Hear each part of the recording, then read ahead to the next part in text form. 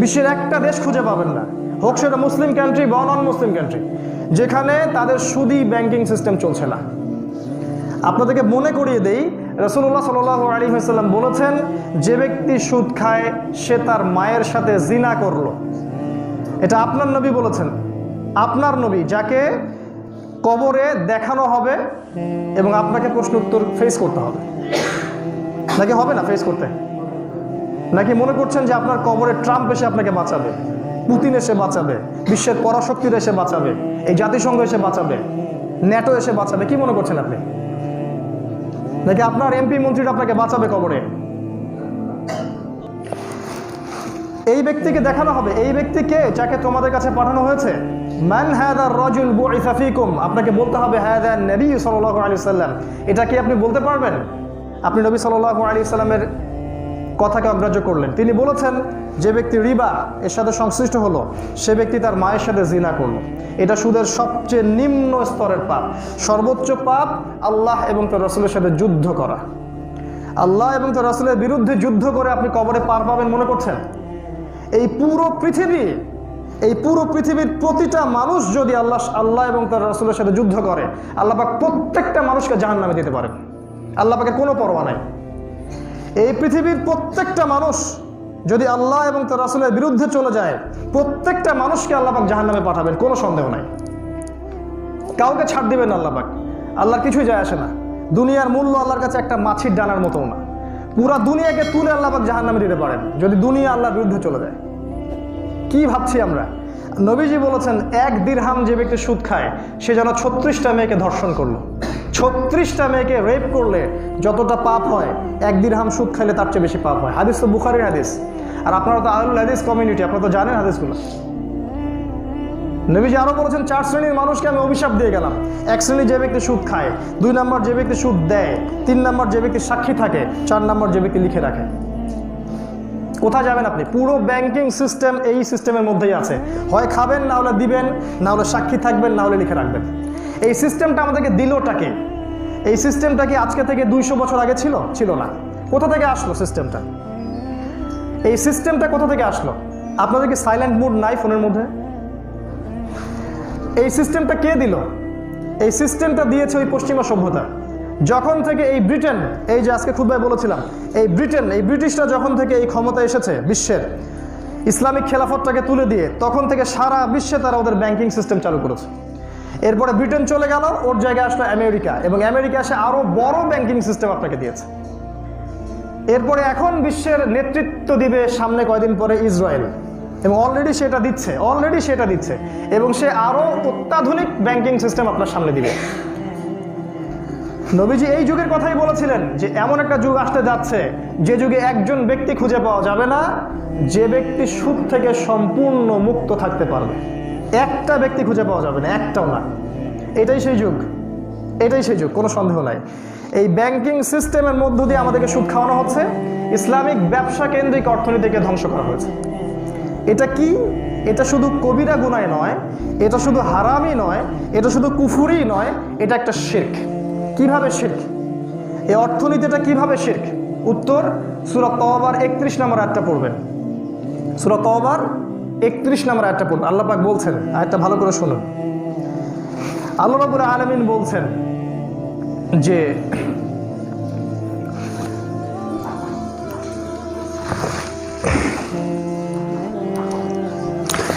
বিসমিল্লাহির রহমানির রহিম। আল্লাহ পাক বলছেন, ইত্তাখাযু আহবারহুম ওয়া রুহবানাহুম আরবাবাম মিন দুনিল্লাহ ওয়াল মাসীহ ইবনে মারইয়াম, সূরা তাওবা 31 নম্বর আয়াত। ইহুদিদের যারা ধর্ম নেতা ছিল এবং পলিটিক্যাল নেতা ছিল, পাদ্রী এবং দরবেশ, এদেরকে ইহুদি খ্রিস্টানরা রবের আসনে বসিয়েছিল। কার আসনে? রবের আসনে। এবং ঈসা আলাইহিস সালামকেও রবের আসনে বসিয়েছিল। ওয়ামা উমিরু ইল্লা লিয়াবুদু ইলাহা ওয়াহিদা, অথচ তাদেরকে শুধুমাত্র একটা আদেশ করা হয়েছিল যে তারা আল্লাহ ছাড়া অন্য কারো ইবাদত করবে না। সুবহানাহু ওয়া তাআলা আম্মা ইউশরিকুন, তারা আল্লাহ পাক পবিত্র, তারা আল্লাহর সাথে যে শিরকটা করছে এই বিষয় থেকে তারা পবিত্র। এই আয়াতটা যখন রাসূল সাল্লাল্লাহু আলাইহি ওয়াসাল্লাম তেলাওয়াত করছিলেন, তার সামনে বসেছিলেন আদি ইবনে হাতিম নামক একজন ব্যক্তি। এই জায়গাটা খুব ভালো করে বোঝেন। আদি ইবনে হাতিম নামক একজন ব্যক্তি, তিনি ছিলেন খ্রিস্টান, তিনি ছিলেন কিন্তু নাসারা, খ্রিস্টান। হাতেম তাইর নাম শুনেছেন? দাতা হাতেম তাই তার ছেলে আদি ইবনে হাতেম, তিনি খ্রিস্টান ছিলেন, নবীজির সামনে বসে আছেন। এই সময়ে নবীজি এই আয়াতটা তেলাওয়াত করছেন। এবার আদি ইবনে হাতেম তিনি বলছেন, সহিহ মুসলিমে আছে, আদি ইবনে হাতেম বলছেন যে লাসনা না'বুদুহুম ইয়া রাসূলুল্লাহ, হে আল্লাহর রাসূল, আমরা তো আমাদের পাদ্রী এবং দরবেশদের ইবাদত করি না, আমরা তো আমাদের পাদ্রী এবং দরবেশদের ইবাদত করি না, কিন্তু আল্লাহ পাক যে আপনাকে বললেন আমরা ওদের ইবাদত করি, তাহলে কেমন হলো বিষয়টা? এবার নবী সাল্লাল্লাহু আলাইহি ওয়াসাল্লাম বলছেন আলাইসা ইউহাররিমুনা মা আহাল্লাল্লাহু ফাতুহাররিমুনাহু, তোমাদের পাদ্রী তোমাদের দরবেশরা আল্লাহর হালালকে হারাম করে দেয় নাকি, আর তোমরা কি সেটা মেনে নাও না? তোমাদের পাদ্রী এবং দরবেশরা আল্লাহর হালালকে কি হারাম করে দেয় না, তোমরা কি সেটা মেনে নাও না? বুঝতে পারছেন কথা? ওদের পাদ্রী ওদের দরবেশরা কি করতো? আল্লাহর হালালকে হারাম করত এবং আল্লাহর হারামকে হালাল করত, আর জনগণ সেটাকে মেনে নিত। বুঝতে পারছি কি আমি? একটা সমাজ ছিল ওই ইহুদি খ্রিস্টানদের, যাদের পাদ্রী এবং দরবেশরা আল্লাহর হালাল করা বিধানগুলোকে হারাম করে দিত এবং আল্লাহর হারাম করা বিধানগুলোকে হালাল করে নিত। তোমরা কি এটা মেনে নাও না? নবীজি বললেন। তখন তিনি বলছেন আদি ইবনে হাতেম, বেলা ইয়া রাসূলুল্লাহ, অবশ্যই হে আল্লাহর রাসূল, এইটা তো আমরা করি। নবীজি বললেন তিলকা ইবাদাতুহুম, এটাই হচ্ছে ওদের ইবাদত করা, এটাই হচ্ছে ওদেরকে রবের আসনে বসানো। এইটা যদি বুঝে থাকেন তাহলে এখন বোঝেন আল্লাহ রাব্বুল আলামিন কি মদকে হারাম করেন নাই?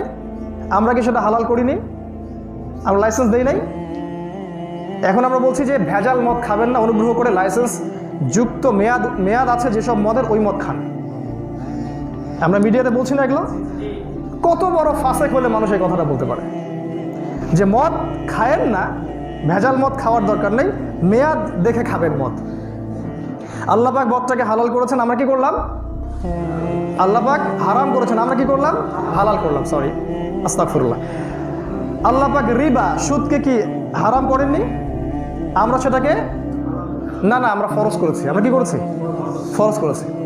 আল্লাহ পাক জিনাকে হারাম করেননি, আমরা ফ্রি মিক্সিং দিয়ে জিনাকে উন্মুক্ত করিনি, আমরা সংস্কৃতির নামে জিনাকে উন্মুক্ত করিনি। আল্লাহ পাক শিরককে হারাম করেননি, আমরা শিরকি সিস্টেমগুলো চালু করিনি।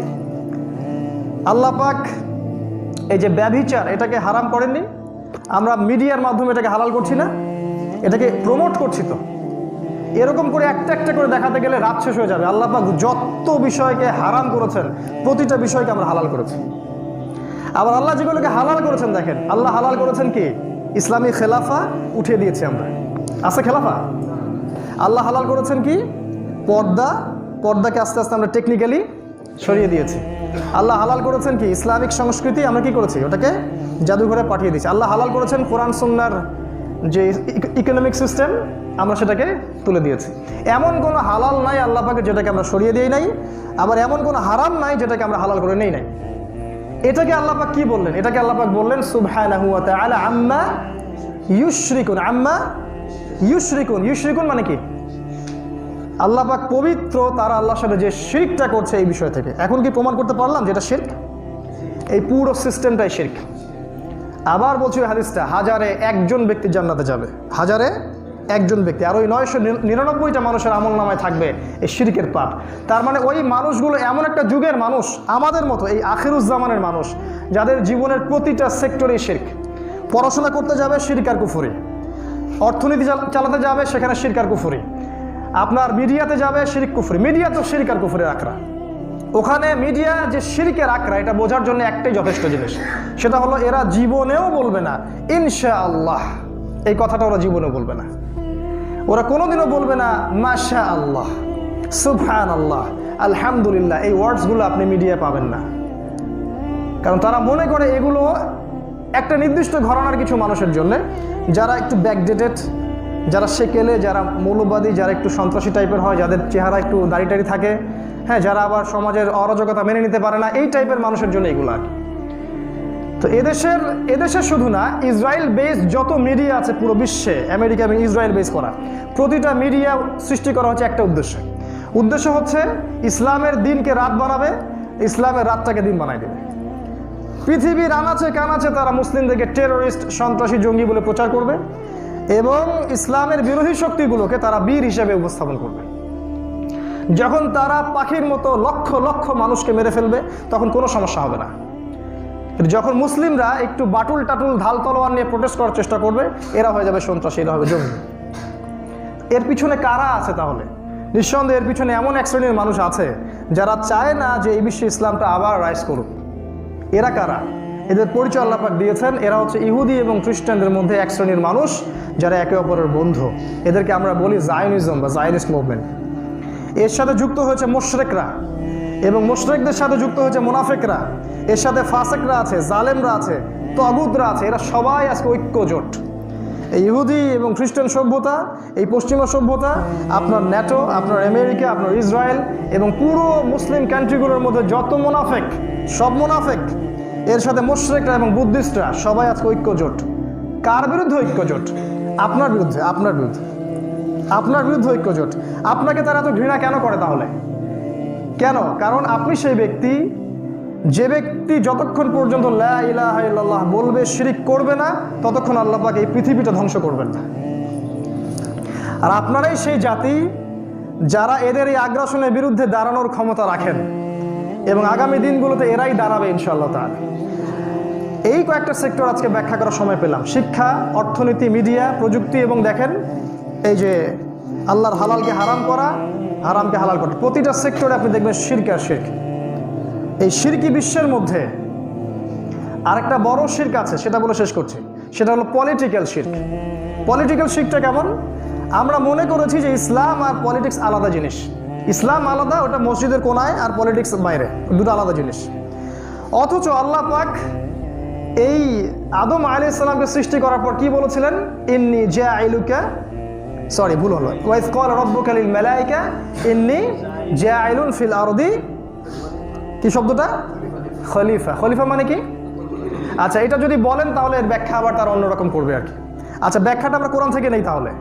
খলিফা শব্দের ব্যাখ্যা কি? আল্লাহ পাক নিজেই সূরা সদের মধ্যে বলেছেন। আল্লাহ পাক আদম আলাইহিস সালাম ছাড়াও আরো একজন ব্যক্তির নামে বলেছেন, সে হচ্ছে খলিফা। তিনি কে বলেন তো? নো, আদম আলাইহিস সালাম ছাড়াও আল্লাহ পাক আরো একজন নবীকে বলেছেন যে সে আমার খলিফা। তার নাম দাউদ আলাইহিস সালাম। ওই বানু ইসরায়েলের নবী, ওই ইহুদি খ্রিস্টানদেরই নবী, তাদেরই নবী। তারা কি এখান থেকে কোনো হেদায়েত নেবে আদৌ? কি বলেছেন আল্লাহ পাক? আল্লাহ পাক বলছেন, ইয়া দাউদ, হে দাউদ, খুব ভালো করে একটা শোনেন, ইয়া দাউদ, হে দাউদ, ইন্নী জাইলুকা ইন্না জাআলনাকা খলিফাতান ফিল আরদ। আল্লাহ পাক বলছেন, হে দাউদ, নিশ্চয়ই আমরা, বা আল্লাহ পাক বলছেন আমি তোমাকে পৃথিবীতে আমার খলিফা করেছি। নিশ্চয়ই আমি তোমাকে পৃথিবীতে খলিফা করেছি। এবং তোমার কাজটা কি? অ্যাজ এ খলিফা তোমার কাজ কি? ফাহকুম বাইনান নাসি বিল হক। তোমার কাজ হচ্ছে মানব জাতির মধ্যে হকের মানদণ্ডে বিচার ফয়সালা করবে। এটা হচ্ছে খলিফার ফাংশন, খলিফার কাজ। হকটা কি আবার? হকের সংজ্ঞা পাবেন সূরা কাহফের মধ্যে 29 নম্বর আয়াতে আছে, ওয়াকুলিল হাক্কু মির রাব্বিকুম। হক সেটাই যেটা তোমার রবের পক্ষ থেকে নাজিল হয়। তাহলে রবের পক্ষ থেকে কি নাজিল হয়েছে ভাই? গণতন্ত্র, সেকুলারিজম, কমিউনিজম, জাতীয়তাবাদ, পাশ্চাত্য দর্শন, ভোগবাদী দর্শন, তারপরে আধুনিক দর্শন, এগুলো নাকি আল্লাহর পক্ষ থেকে কি নাজিল হয়েছে? এক সময় তাওরাত নাজিল হয়েছিল, ওইটা ওই সময়ের হক ছিল। যখন জাবুর নাজিল হয়েছিল, ওইটা ওই সময়ের হক ছিল। ইনজিল ওই সময়ের হক ছিল। এখনকার হক কোনটা কিয়ামত পর্যন্ত? এটা মানেন তো নাকি? আলহামদুলিল্লাহ। আল্লাহ দাউদ আলাইহিস সালামকে বলছেন এই হকের মানদণ্ডে বিচার ফয়সালা করবে। ফাহকুম বাইনান নাসি বিল হক, হকের মানদণ্ডে বিচার ফয়সালা করবে। ওয়ালা তাত্তাবিউল হাওয়া, নিজের প্রবৃত্তির অনুসরণ করবে না, নিজের মন গড়া দর্শনের অনুসরণ করবে না। ইউদিল্লুকা আন সাবিলিল্লাহ, যদি অনুসরণ করো তাহলে এটা তোমাকে আল্লাহর পথ থেকে সরিয়ে নিয়ে যাবে। ইন্নাল্লাযীনা ইউদিল্লুনা আন সাবিলিল্লাহ, নিশ্চয়ই যারা আল্লাহর পথ থেকে দূরে সরে গেছে, লাহুম আযাবুন শাদীদ, তাদের জন্য আছে কঠিন শাস্তি। বিমা নাসু ইয়াউমাল হিসাব, এই কারণে যে তারা হিসাবের দিনটাকে ভুলে গেছে। আজকে এই খলিফার ফাংশন আমরা বুঝতে পারি না। আল্লাহ পাক আমাদেরকে পৃথিবীতে পাঠিয়েছেন তার বিধান দিয়ে, তার হক দিয়ে যেন আমরা মানব জাতিকে শাসন করি। এটা আমাদের দায়িত্ব। আল্লাহ পাক যখন যাকে দায়িত্ব দিবেন তার রেসপন্সিবিলিটি হচ্ছে আল্লাহ পাকের হকের মানদণ্ডে বিচার ফয়সালা করা। এই জায়গায় আমরা কি করছি? এই জায়গায় আমরা মানব রচিত বিধান, ডেমোক্রেসি, সেকুলারিজম, কমিউনিজম, যত দর্শন আছে ইসলামকে বাদ দিয়ে, এক্সেপ্ট ইসলাম, এক্সেপ্ট কোরআন আর সুন্নাহ, যা আছে সব কিছু ইমপ্লিমেন্ট করছে কোরআন সুন্নাহ বাদ। এবং তারপরেও দাবি করছে যে আমি জান্নাতে যাব, আমি ওই হাজারে একজন ব্যক্তি, আমি কবরের প্রশ্ন উত্তর দিতে পারবো, আমি পুলসিরাত পার হতে পারবো, আমি হাউজে কাউসারের পানি পাবো। এটা আমরা ভাবছি, কাল্লা আল্লাহ, কোশ্চেন কালে নয়, এটা কখনো হবে না ইনশাআল্লাহ। কেন হবে না? সূরা মাইদা 44, 45, 47 পড়েন। আল্লাহ পাক বলছেন ওয়ামান লাম ইয়াহকুম বিমা আনজালাল্লাহ। এবার ডাইরেক্ট অ্যাকশন, ফাউলাইকা হুমুল কাফিরুন। যারা আল্লাহ পাকের বিধান অনুযায়ী বিচার ফয়সালা করে না, ফাউলাইকা হুমুল, আপনারাই বলিয়েন শব্দটা, আমি বলতে যাচ্ছি, তারা হচ্ছে কাফের। তারপরে 45-এ কি আছে? ফাউলাইকা হুমুজ জালিমুন। তারপরে ফাউলাইকা হুমুল ফাসিকুন। তিনটা আল্লাহ পাক বলেছেন। এটা আল্লাহর কথা, আপনি কিভাবে আল্লাহর কথা চেঞ্জ করবেন? এটাকে চ্যালেঞ্জ করতে যায়েন না, এর ক্ষমতা আপনার নাই। আল্লাহর কালামকে চ্যালেঞ্জ করতে যায়েন না, এই ক্ষমতা আল্লাহ পাক আপনাকে দেন নাই। ধ্বংস হয়ে যাবেন, মসনদ গুঁড়া গুঁড়া হয়ে যাবে, কবরে দাউ দাউ করে আগুন জ্বলবে, কেউ যাবে না আপনার সাথে পরকালে। এই বেঈমানি গাদ্দারি করে শিরকি আকীদা নিয়ে কবরে যাবেন না। এটাও কিন্তু একটা শিরক। এটা হচ্ছে কি? পলিটিক্যাল শিরক, যেখানে আমরা আল্লাহ পাকের বিধানকে বাদ দিয়ে অন্য বিধান দিয়ে ফয়সালা করছি। বিশ্বের যেদিকে তাকাবেন শিরক। আমরা শুধু শিরকের কথা বলি, কবরে সেজদা করা শিরক, মাজারে সেজদা করা শিরক, তারপরে আপনার ওই যে তাবিজ লটকানো, তারপরে বালা টালা, আংটি টাংটি পড়া, এগুলো নিয়ে আমরা কিন্তু কথা বলি বেশি, কিন্তু গ্লোবাল শিরক নিয়ে আমরা কথা বলি না। আর এই গ্লোবাল শিরকের মধ্যে মানব জাতিকে ঢুকালো কারা? ওই পশ্চিমা সভ্যতা। আমি আজকে বলেছিলাম খুতবায়, আবার একটু রিপিট করছি, এই লাস্ট 100 বছরে ওরা পুরো বিশ্বের মধ্যে যা যা করেছে, সবাইকে শিরকের আওতায় নিয়ে আসছে, সবাইকে ধর্ম থেকে বের করিয়ে অন্য কোনো রবের দিকে নিয়ে আসছে তারা। ওরা চাচ্ছে মানব জাতি এখন দাজ্জালের উপাসনা শুরু করুক। ওরা এই লাস্ট 100 বছরে সারা বিশ্বে গ্লোবাল সুদ ছড়িয়ে দিয়েছে। ইউনিভার্সাল জিনা, ইউনিভার্সাল সুদ, ইউনিভার্সাল মাদক, এটা কিন্তু আগে ছিল না। আগে অল্প অল্প জায়গায় সীমাবদ্ধ ছিল। তারা খিলাফা তুলে দিয়ে সব মানবরচিত বিধান দিয়ে মুসলিম উম্মাকে কেটে টুকরা টুকরা করে ফেলেছে এবং আমাদের আপোষে বিভক্তি লাগিয়ে দিয়েছে। দল এখন বিভিন্ন দলে মানুষ বিভক্ত, কেউ কারোর সাথে দেখা সাক্ষাৎ নাই। সবাই মনে করে আমি হকপন্থী, সবাই বাতিলপন্থী। তারা অনেক কিছু করেছে লাস্ট 100 বছরে, মিডিয়া, প্রযুক্তি দিয়ে, অস্ত্রশস্ত্র দিয়ে তারা ওয়ার্ল্ডের রুলিং স্টেট হয়েছে এবং মুসলিমদেরকে একদম ডমিনেট করেছে। সবচেয়ে বড় কাজটা করেছে, যেখানেই ওয়ার্ল্ডের যে জায়গাতেই তারা দেখবে যে আল্লাহ, তার রসুল, কোরআন, সুন্নাহ, ইসলামী শাসন, খেলাফা, এগুলো নিয়ে কেউ কথা বলছে বা কোনো কম চেষ্টা করছে, ওদের শিকড়টা তারা উপড়ে ফেলে দিবে। এবং ওরা এটা করতেই পারে, ক্যাপেবল। আপনি কিছুই করতে পারবেন না। দেখেন, আপনি যদি ঐক্যবদ্ধ না থাকেন, আপনি কিছুই করতে পারবেন না। মিডিয়া ওদের হাতে, প্রযুক্তি ওদের হাতে, অস্ত্রশস্ত্র ওদের হাতে, পলিটিক্যাল পাওয়ার ওদের হাতে, ইকোনমিক সিস্টেম ওদের হাতে, পুরো প্রযুক্তি সামর্থ্য সব ওদের হাতে। আপনি কিছুই করতে পারবেন ইসলামের জন্য এখন, যদি না আমরা আগের মতো ইউনাইটেড একটা প্ল্যাটফর্ম ক্রিয়েট করতে পারি, আদারওয়াইজ এটা করতে পারবে। এই কাজগুলো তারা করেছে বিগত 100 বছরে। আর সবচেয়ে বড় কাজটা করেছে যারাই ইসলামিক রেভলিউশনের জন্য চেষ্টা করছে, এদেরকে তারা টার্গেট করেছে প্রত্যেকটা দেশে এবং একদম টার্গেট কিলিং, তাদেরকে একদম মাটির সাথে মিশিয়ে দিয়েছে বোম মেরে। আর আমরা মনে করছি সিরিয়ার ভাই মারা গেছে, আমার কি? প্যালেস্টাইনের ভাই মারা গেছে, তাতে আমার কি? ওই কাশ্মীরের লোক ওরা বুঝুক ওদেরটা, আফগান একটা আফগান বুঝুক, তাই না ভাই? ওই চাইনিজদেরটা চাইনিজরা বুঝুক, উইঘুররা ওদেরটা ওরা বুঝুক, রোহিঙ্গারা ওদেরটা ওরা বুঝুক। আমি তো ভালো আছি, জি না? আপনাকে তারা ধরবে। আপনি বাইরে প্রকাশ্যে হক বললেও তারা আপনাকে ধরবে। আপনি হক না বলে ঘরের কোনায় চুপ করে ঘাপটি মেরে বসে থাকেন, সেখানেও তারা আপনাকে ধরবে। অবশ্যই তারা আপনাকে ধরবে, কারণ আল্লাহ পাক বলেছেন ইউরিদুনা লিইউতফিউ নূরাল্লাহ, তারা আল্লাহ পাকের নূরকে নিভিয়ে দিতে চাবে। কিন্তু আল্লাহু ইউতিম্মু নূরাহ, আল্লাহ পাক তার নূরকে প্রজ্বলিত করবেন। তারা খুব ভালো করে শুনে রাখো কথাটা, আল্লাহ পাক তার নূরকে প্রজ্বলিত করবেন। ওয়ালাউ কারিহাল কাফিরুন, যদিও ভাই কাফের, এই ফাসিক, এই জালেমরা এটা মেনে নিবে না বা চাইবে না। কারণ হুয়াল্লাযী আরসালা রাসূলাহ, তিনি সেই আল্লাহ যিনি তার রাসূলকে পাঠিয়েছেন বিল হুদা ওয়া দীনিল হক, হেদায়েতের সাথে, দ্বীনি হকের সাথে, লিইয়ুযহিরাহু আলা দ্বীনি কুল্লিহি, যাতে করে এই দিন ইসলাম অন্য সমস্ত দিনের উপর বিজয়ী হবে ইনশাআল্লাহ তাআলা। ওয়ালাউ কারিহাল মুশরিকুন, যদিও মুশরিকরা এটা পছন্দ করবে না। আমি আপনাদেরকে সংক্ষিপ্ত সময়ের মধ্যে শিরকি বিশ্ব সম্পর্কে ধারণা দিলাম। এই বিশ্বটা শিরকি বিশ্ব। এখান থেকে আপনি কিভাবে বের হবেন? আল্লাহ রাসূল কয়েকটা অপশন বলেছেন। আমর ইবনে আস রাদিয়াল্লাহু আনহুকে নবীজি বলেছেন, ঘরের কোনায় থাকো, মুখটা বন্ধ রাখো, বেশি কথা বলিও না, বিনা প্রয়োজনে বাসা থেকে বের হয়েও না, নিজের পাপের জন্য ঘরে কান্নাকাটি করতে থাকো, সফল হয়ে যাবে। কারণ আপনি এই সিস্টেমকে চেঞ্জ করতে পারবেন না, বরং এই সিস্টেমটা আপনাকে চেঞ্জ করে ফেলবে। এটা একটা অপশন। যদি ব্যক্তিকেন্দ্রিক চিন্তা করেন যে বা আমারও তো ক্ষমতা নাই, আমার জ্ঞান নাই, এলেম কালাম কিছুই নাই, আপনি নীরবতা অবলম্বন করেন, একদম একঘরে হয়ে যান। এই শিরকি বিশ্ব থেকে ডিসকানেক্টেড হয়ে আপনি একাকী থাকা শুরু করেন।